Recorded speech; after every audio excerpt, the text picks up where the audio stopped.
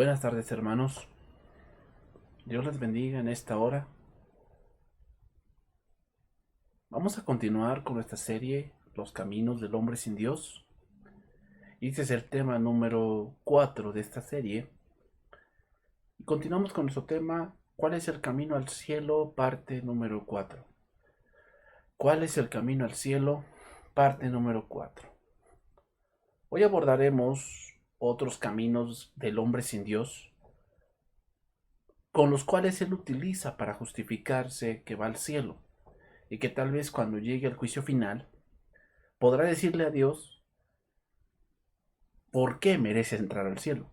Y tal vez mencionar alguna de estas cosas que hoy durante estas lecciones hemos mencionado. Es interesante, hermanos, es interesante el cómo el hombre le da poder a lo que hace y cree que por ello es merecedor de ir al cielo, diciéndose a sí mismo que ha hecho algo increíble, que es de la manera que merece entrar al cielo por algo eterno. O sea, cree que merece entrar a lo eterno por algo temporal que ha hecho. Pero bueno, no vamos a crear más preámbulos de esto. Vamos a entrar a nuestro tema del día de hoy. Como introducción podemos decir el cómo el hombre, en estos caminos que vamos a analizar, el hombre piensa que Dios necesita de él. Y eso es una manera muy vana de pensar. Pensar que Dios necesita de mí, que Dios necesita mi dinero, que Dios necesita mi tiempo. Y hemos puesto, o muchas gentes han puesto, como que Dios no es Dios si yo no creo. Como que Dios no es Dios si yo no doy. Como que Dios no es Dios si yo no hago ciertas cosas. Y obviamente estamos muy equivocados, porque Dios era antes de la creación, antes de que nada existiese, Dios ya era. Por eso se le llama el yo soy. ¿Por qué? Porque Él siempre está presente, siempre. Pero vamos a entrar al camino número 6. El camino número 6 es, que muchos pueden decir esto, doy diezmos y ofrendas a la iglesia. Muchos pueden corroborar esto. Muchos pueden decir, es que yo creo que voy al cielo porque doy diezmos y ofrendas a la iglesia.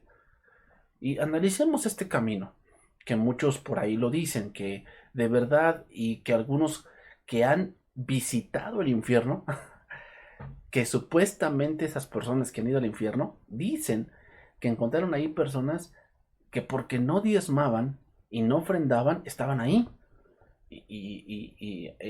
Eso es una manera muy, vamos a ponerlo así, ignorante de pensar. Porque hay que analizar con las escrituras si esto es verdad. El que yo no ofrende o no diezme me va a llevar al infierno. Pero analicemos este camino a la luz de la escritura. Porque si esto fuese así, entonces los ricos son los más seguros de ir al cielo. Los ricos son los más seguros. Porque ellos básicamente tienen todo el recurso para lograr este camino. ¿Cuál? El dar diezmos y ofrendas, hasta a lo mejor más del diezmo, para asegurar un lugar en el cielo. Pero Dios sin duda recompensa a los que ofrendan de sus bienes para llevar a cabo su obra aquí en la tierra. Pero veamos un verso de lo que Dios dice con respecto a esto. Allí en el libro de Isaías, capítulo 64, verso 6, vemos este pasaje. Y dice, si bien todos nosotros somos como suciedad, y todas nuestras justicias como trapos de inmundicia, y caímos todos nosotros como la hoja, y nuestras maldades nos llevaron como viento. Ahí puse este mismo verso en la versión lenguaje actual. Dice, aún nuestras mejores obras son como un trapo sucio. O sea, una mejor obra.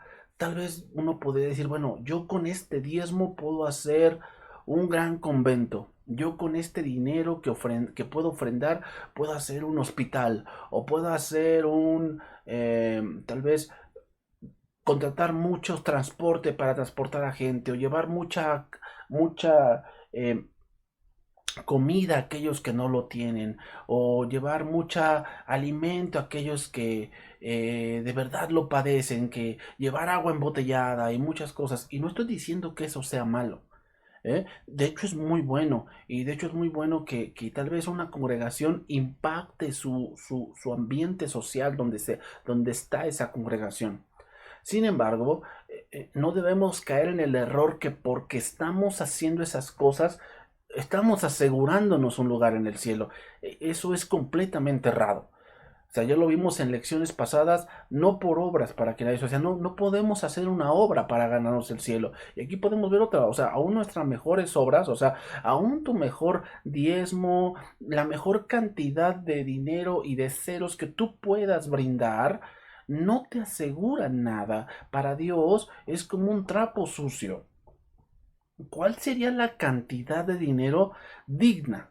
Bueno, aún esa cantidad que podamos pensar que es algo indigno para Dios. Cuando tenemos ese pensamiento de que me estoy ganando el cielo, es algo que es impensable. Es como que, ¿cómo podríamos ganar algo eterno que está aquí arriba con algo terrenal? O sea, es impensable, es como querer comprar la eternidad con algo que se degrada en años. Es algo impensable, es algo que no tiene el mismo valor. Pero veamos otro pasaje. Allí en Santiago, capítulo 2, verso 15, nos dice lo siguiente. Dice, y si un hermano o una hermana están desnudos y tienen necesidad del mantenimiento de cada día, veamos, aquí pone dos cosas importantes. Desnudos es que requieren pues abrigo, requieren ropa, requieren algo para cubrirse. Dice, y tienen necesidad del mantenimiento, o sea, tienen hambre, tienen necesidad, y esas dos cosas se sufragan con dinero. ¿O qué? O sea, para nosotros ir a una tienda y comprarle un suéter, comprarle una chamarra, comprarle un vestido, comprarle un pantalón, necesitamos dinero. Entonces, si yo lo tengo, puedo comprar algo para ellos. O cómo se compra, bueno, comida, bueno, pues con dinero. O sea, voy al mercado, voy a un centro comercial, voy a un lugar donde vendan comida, yo puedo comprar comida y dárselas. Lo dice, si alguno de vosotros les dice, id en paz y calentados y saciados, pero no les dais las cosas que son necesarias para el cuerpo, ¿de qué aprovecha? Es decir, o sea, imaginémonos que yo doy un diezmo, una ofrenda, para sufragar esa parte de esa necesidad que hay. ¿No? Hay una necesidad de que un hermano tiene una necesidad de un suéter. Y yo diezmo o yo ofrendo para que esta necesidad sea sufragada. O yo diezmo, yo ofrendo para que podamos llevar comida a esa persona necesitada. ¿No? Pero nos dice que el actuar así no es para ganarte un, un lugar en el cielo. Lo que aquí Santiago está hablando es que aunque tú hagas eso es porque lo estás haciendo no para ganarte el cielo, sino porque vas rumbo al cielo. Es una cosa muy distinta y muchos han puesto ese tipo de acciones como que mucha gente se está ganando el cielo por ser muy caritativa, cuando es algo que todos deberíamos hacer. Pero alguien que ya es salvo, que ya está camino al cielo, su vida es que ve una necesidad de alguien y la sufraga, pues obviamente muchas veces con dinero, que es lo más pues razonable, y no por eso ya se está ganando el cielo, sino más bien cuando uno ya es ciudadano del cielo, hacemos obras para demostrar que vamos hacia allá. Y pone que alguien que ya va camino al cielo es que tiene compasión y utiliza el recurso monetario para demostrar la misericordia y el amor de Cristo en él. Fíjate, utiliza el recurso monetario para demostrar la misericordia y el amor de Cristo en él, no para ganar un lugar donde él ya está por medio de Cristo. Pero pasaré a citar otro verso. ¿Qué podemos decir de este verso? Lucas capítulo 21, verso 1. Aquí está hablando el maestro. Y ahí vemos la ofrenda de la viuda. Dice, levantando los ojos, vio a los ricos que echaban sus ofrendas en el arca de las ofrendas. O sea, a ver, aquí parece que se contradice el pensamiento. ¿Por qué? Porque Cristo no alabó. ¿Por qué Cristo no alabó a los ricos? Ahí dice que los ricos echaban ofrendas en el arca de las ofrendas. Entonces, si eran ricos, pues nos imaginamos la cantidad que ellos echaban. Dice ahí, vio también a una viuda muy pobre que echaba allí 2 blancas. O sea, según la premisa que estamos estudiando, que es yo doy diezmos y ofrendas a la iglesia, ¿quién tendría más posibilidades aquí de ir al cielo? Pues los ricos. Ellos tendrían más posibilidades porque ellos tienen más recursos monetarios que esta viuda que pues era muy pobre. Y dijo, vea lo que dijo, lo está diciendo Dios mismo. Cristo mismo lo está diciendo. Y dijo, en verdad os digo que esta viuda pobre echó más que todos. Más que todos. Porque todos aquellos echaron para las ofrendas de Dios de lo que les sobra. Mas esta de su pobreza echó todo el sustento que tenía. Entonces, eso se debe a que tener el pensamiento de esa manera es un total error. Pensar que porque yo doy cierta cantidad yo tengo un lugar asegurado. Es un total error que no te puedes permitir pensar. Los ricos echaban mucho dinero, claro que sí, porque ellos pensaban que Dios se sentía contento con las grandes cantidades de dinero y de monedas que ellos podían echar. Pero, ¿cómo impresionar a aquel que es dueño de todo? ¿Cómo poder impresionarlo? Y muchos en la época de Jesús pensaban como ahora muchos piensan, y es que si eres rico y tienes y das, pues es señal de que Dios está contento contigo. Y puede ser, y pues casi compran su entrada al cielo. Pero Jesús nos dice que eso no necesariamente es cierto, porque Dios no ve lo que los hombres ven, Dios ve el corazón. Y si exteriormente ellos echaban mucho, pero veamos, entra en escena una viuda. Y vamos a decirlo así, el lado contrario de la riqueza es la pobreza. Y alguien que si lo vemos en el punto que estamos hablando, pues no tiene ninguna oportunidad de ganar el cielo. No tiene ninguna oportunidad. Pero veamos lo que dice el maestro. Sigue diciendo ahí el versículo 3, dice, y dijo, en verdad os digo que esta viuda pobre echó más que todos. Dice, porque todos aquellos echaron para las ofrendas de Dios de lo que les sobra. Aquí la palabra sobra viene de una palabra griega que significa alguien que está echando una cantidad por encima de otra. Eso significa. O sea, no está diciendo que lo que se gastaron algo y lo que les sobró de cambio, no. La idea que da aquí la palabra griega es que como que había una competencia, como que veía un rico y vamos a ponerlo así, el rico echaba un billete de 3 ceros y entonces llegaba el otro hombre y echaba un billete de 4 ceros. ¿Cómo es esto? Una, una cantidad por encima de la otra. O sea, ellos estaban dando no porque de verdad estuvieran agradecidos con Dios, sino estaban dando por competencia. Estaban dando por demostrar que ellos eran más piadosos, pero no a la manera de su corazón, sino a la manera de lo que daban. Y tal vez para los hombres era muy piadoso, pero la opinión que importa no es la de los hombres, importa la opinión de Dios. Entonces, la viuda echó más porque su corazón confiaba en Dios. Los diezmos y ofrendas no compran la entrada al cielo, no compran la entrada al cielo. La redención del alma es de gran precio y no hay suficiente tesoro en todo el mundo para redimir a un solo pecador. No hay suficiente oro y plata para poder redimir a un solo pecador. La salvación no es algo que se gane, no es algo que se gane o que se compre, sino es algo que se recibe por la fe. Entonces no es algo que se pueda comprar. El cielo nadie lo puede comprar. No es algo que se pueda ganar. No, no, es una total eh, ignorancia de la eternidad. Vamos a ver otro pasaje. Ahí en Mateo, capítulo número 16, verso 24, voy a leer este pasaje en versión lenguaje actual. Vean lo que dice. Dice, luego Jesús les dijo a sus discípulos, si ustedes quieren ser mis discípulos, tienen que olvidarse de hacer su propia voluntad. Tienen que estar dispuestos a cargar su cruz y hacer lo que yo les diga. Si solo les preocupa salvar su vida, o sea, salvar su vida aquí tiene la connotación de que yo nada más ver por mí, nada más ver por mí, yo quiero mis sueños, yo quiero mi voluntad, yo quiero mis anhelos personales, aunque no esté Dios, pero yo quiero lograrlos.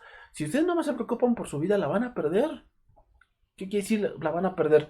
Significa ustedes al final se van a encontrar con la condenación. Pero si deciden dar su vida por mi causa, entonces se salvarán.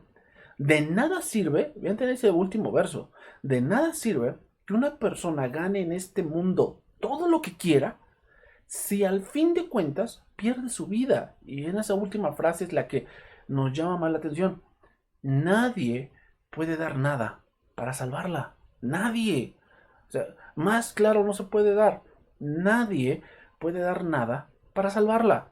O sea, no hay dinero, no hay cantidad, no hay diezmo, no hay ofrenda que pueda rescatar un alma. No estoy diciendo que el diezmo y la ofrenda no se deban de dar. Claro que sí. Son cosas que Dios ha impuesto para el sustento de sus siervos y el sustento de la iglesia.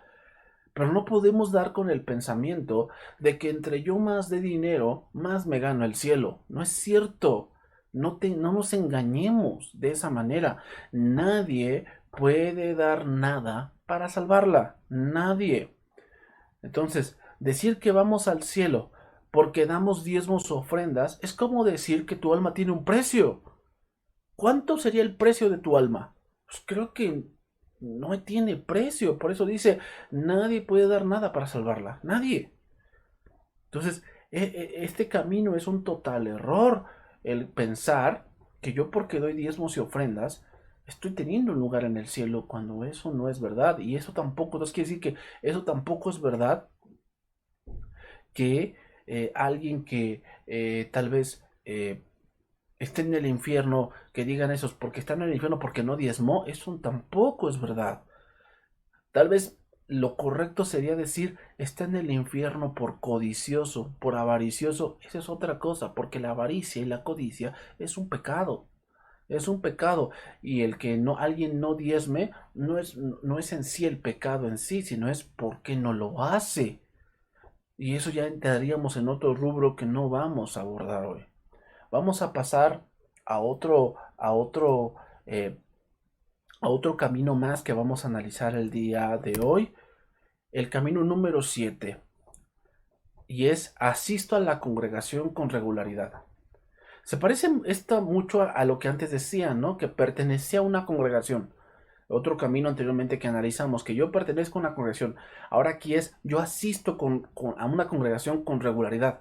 O sea, tal vez sí, yo no soy a lo mejor muy devoto, pero yo los domingos nunca fallo. Los domingos nunca fallo.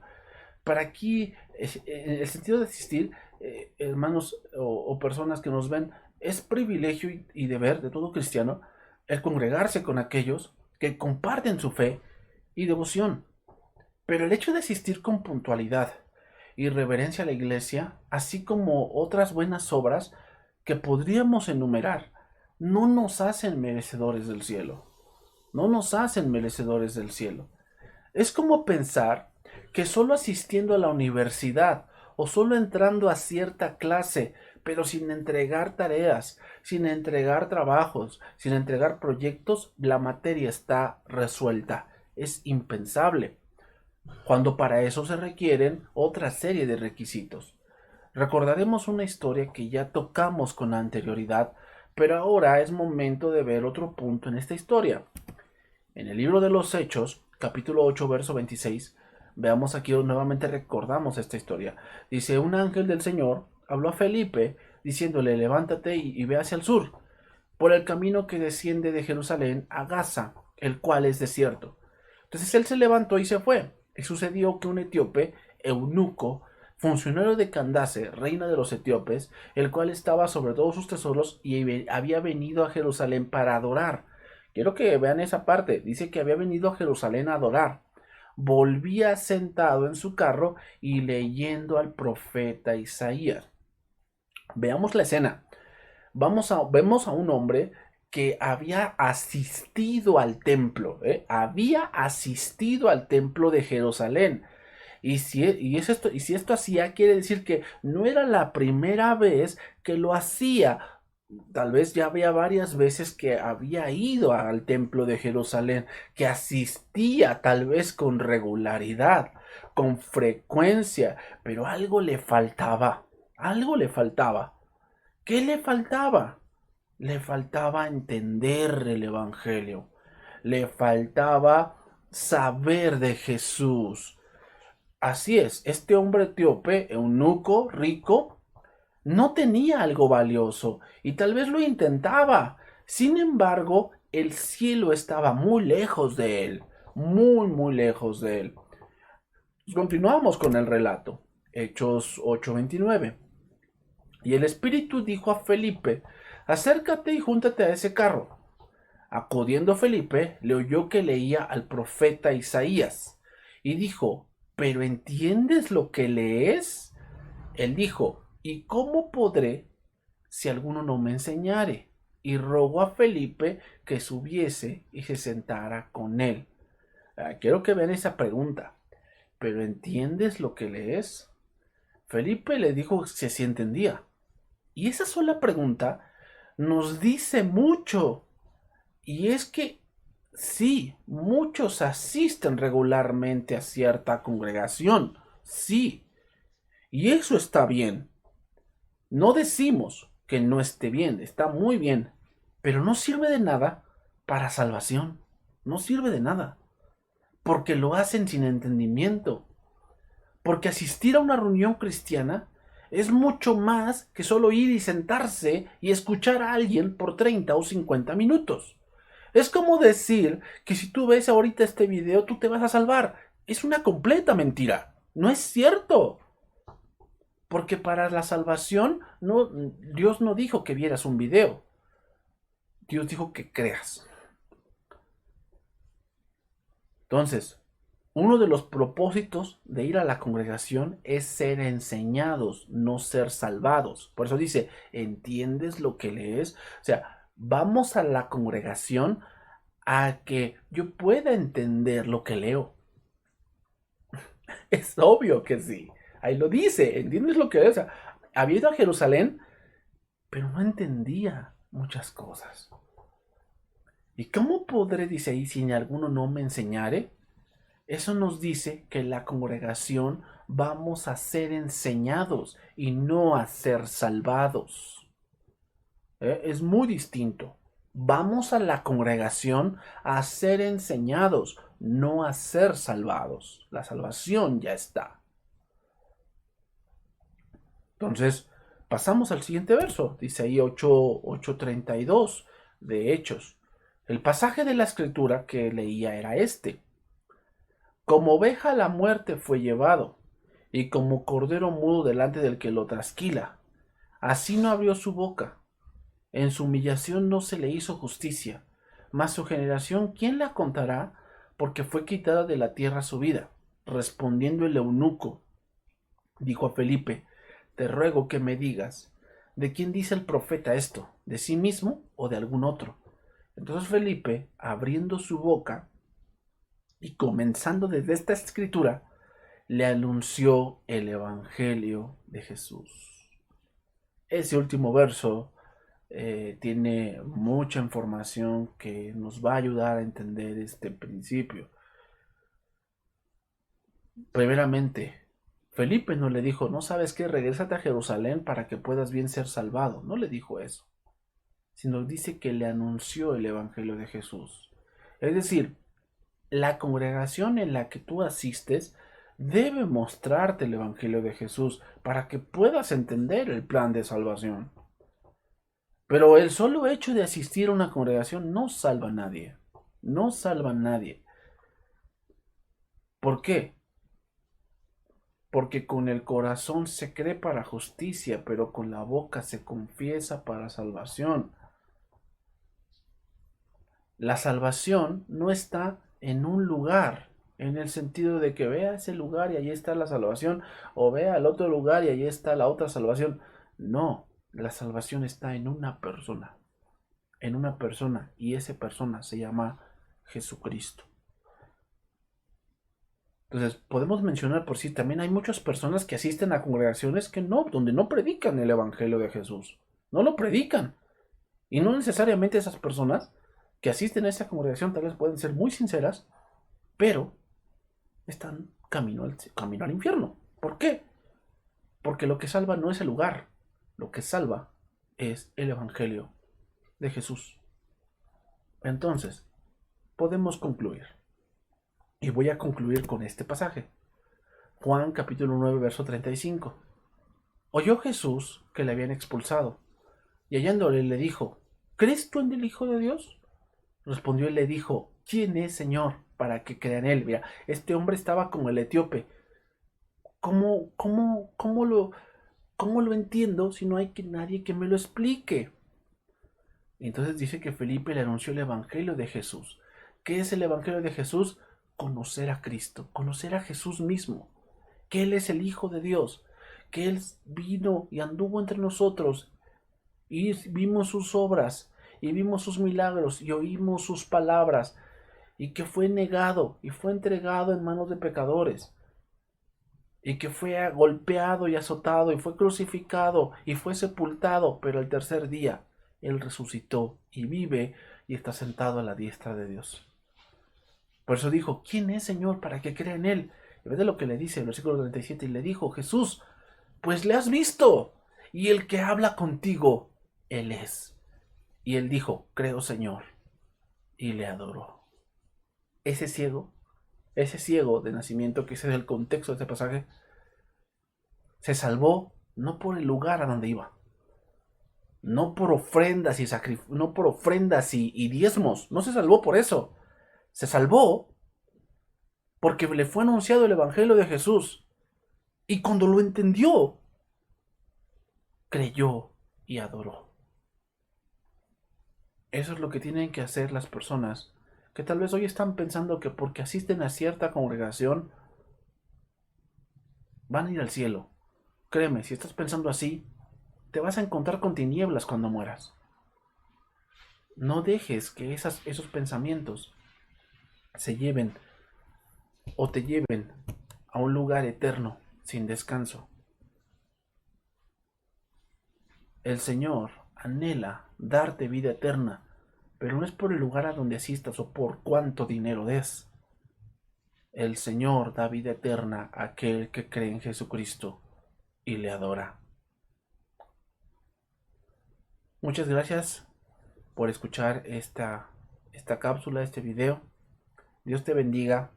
Nos veremos en otra ocasión con otra enseñanza más. Dios te bendiga y te guarde en esta tarde. Hasta luego.